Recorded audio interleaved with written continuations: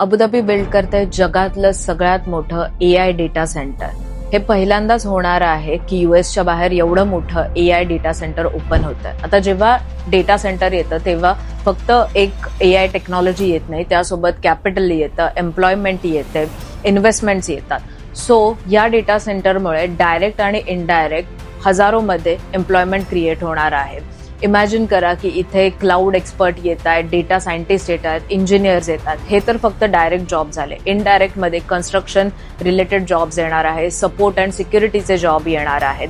So overall UAE government try करते की वेगळ्या वेगळ्या सेक्टरमधून इथे एम्प्लॉयमेंट क्रिएट करता येईल आणि त्याबरोबरच पॉप्युलेशन ग्रोथ पण होईल.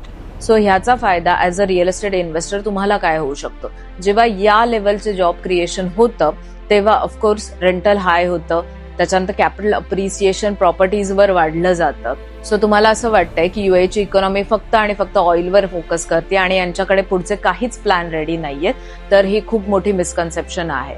UAE government is trying to diversify into different kind of businesses आणि ते जगभरातून टॅलेंटेड लोकांना इथे अट्रॅक्ट करतात. सो जर तुम्ही आयटी मध्ये एआय मध्ये काम करत असाल, डेटा सायंटिस्ट असाल, तर ही तुमच्यासाठी अपॉर्च्युनिटी असू शकते युएला शिफ्ट होण्यासाठी. आणि जर तुम्ही रिअल इस्टेट इन्व्हेस्टर असाल तर this is a right time to invest in UAE market. So तुम्ही कॅपिटल अप्रिसिएशन आणि हाय रेंटल्स बघू शकता. जर तुम्ही दुबईमध्ये असाल तर आजच मला डीएम करा, आपण भेटूयात किंवा आपण झूम कॉलवर नक्कीच कनेक्ट होऊ शकता जर तुम्हाला रिअल इस्टेट घ्यायचं असेल तर.